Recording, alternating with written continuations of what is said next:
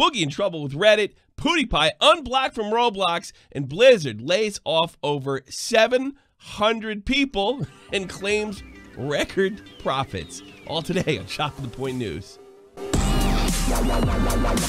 Hey, what's crack-a-lackin', everybody? I'm Tommy C. This is Shot to the Point News. I haven't been back in a while, and they're doing a little work in here, so I apologize for the background. Also, hang on for our main story. It's a doozy. It's a well-known fact that PewDiePie is the biggest YouTuber on the platform, at least for now. So I want you to think about this logically. What happens when that same big YouTuber streams a game of Roblox on his main channel and happens to be his biggest stream ever, well over 100,000 in this particular stream, giving Roblox tons of free advertising that's worth probably tens of, maybe $100,000. I'll tell you what they did. They banned him right after.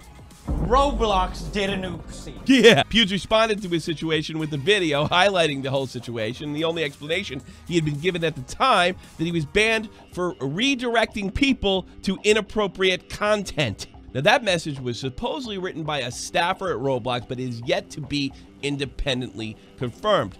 After facing a lot of pressure from PewDiePie's fans and the internet community, Roblox they unbanned him quick. The Versts.com reported, Roblox said the game began banning usernames that include the term Pewdie back in December after a series of memes that incorporated the term became a negative occurrence within the community. Roblox stated that its trust and safety team will sometimes block memes that, quote, represent or are synonymous for behavior that falls outside our community standards in an effort to keep the game safe. Probably asking yourself, hey, what do you mean? I never heard of that meme. It's not on Know Your Meme. What are you talking about? Well, there's a reason for that.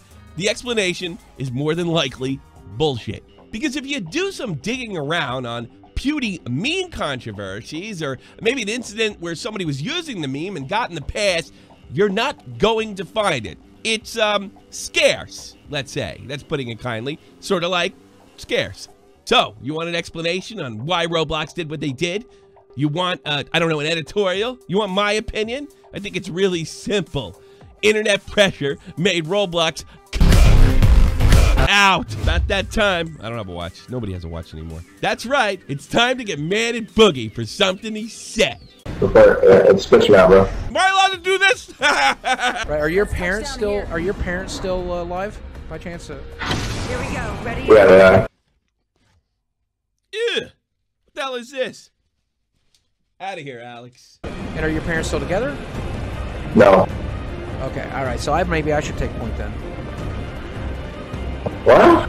Well, if your parents aren't together, then you probably come from a broken home. You're probably going to get real angry when you start losing. So, you know. I won last game, but that was my first game on. All right. Well, maybe you just learned how to channel that anger. All right. I wish you luck, man. Then good luck. My parents died. That sucks. Yeah, I'm pretty much Batman, so. That's it.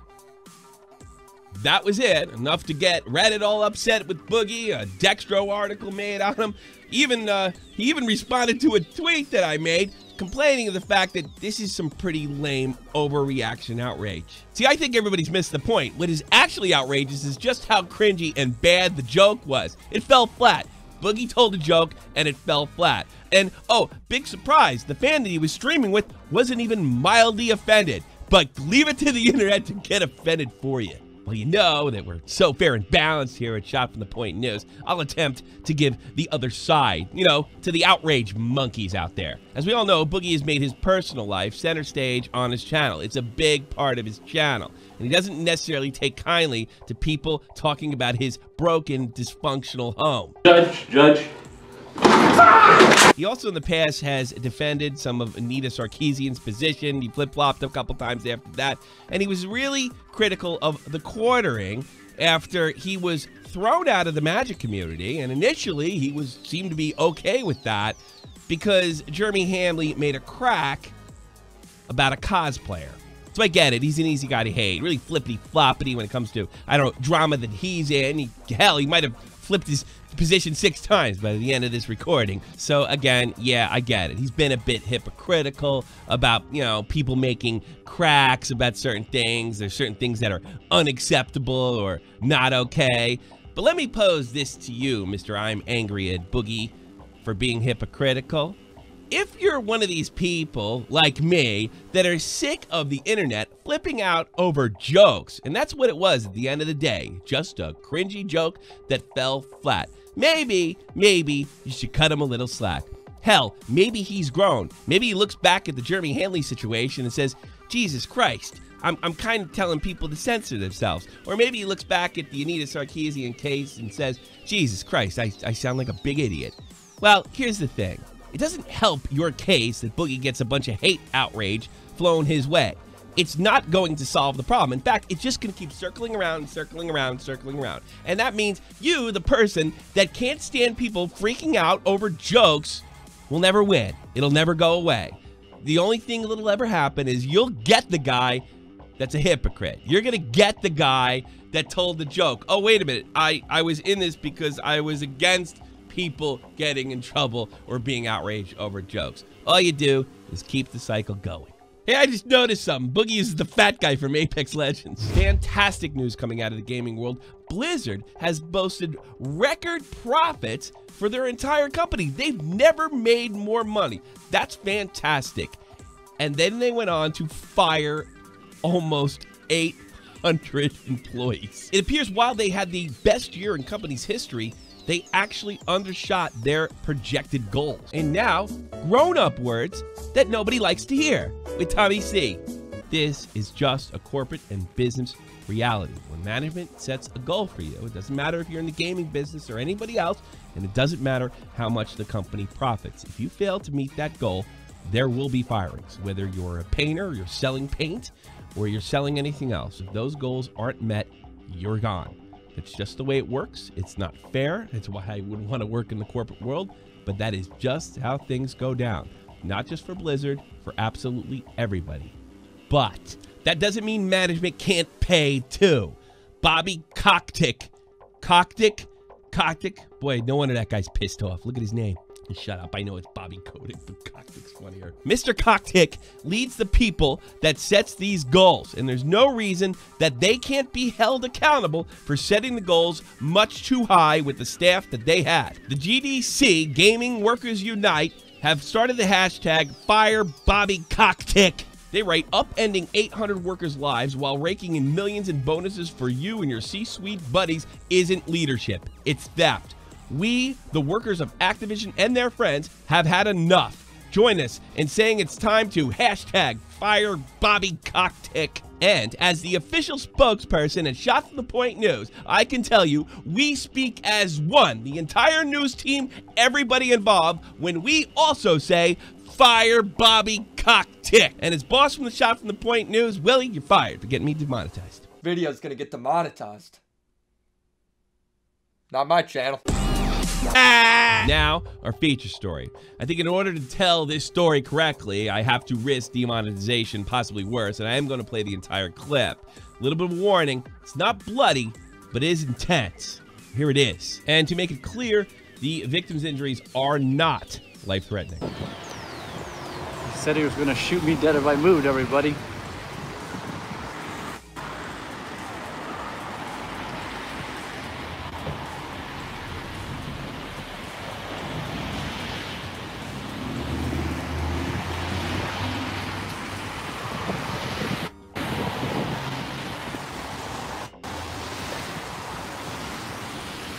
No, he said he was going to shoot me if I move.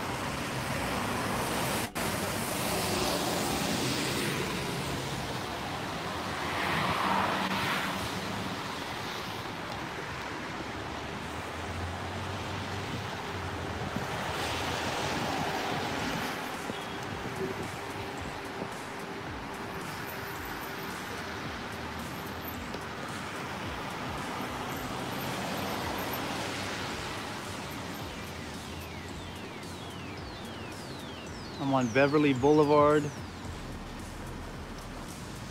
in Beverly Hills at the Jewish synagogue.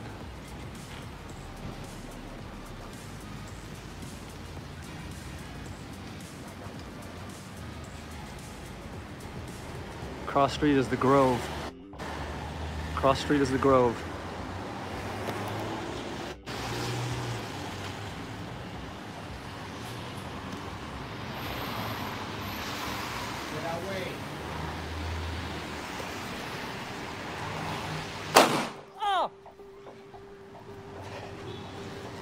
Fucker shot me! What you just saw is transgender YouTuber Zoe Perez being shot outside a synagogue and girls' school.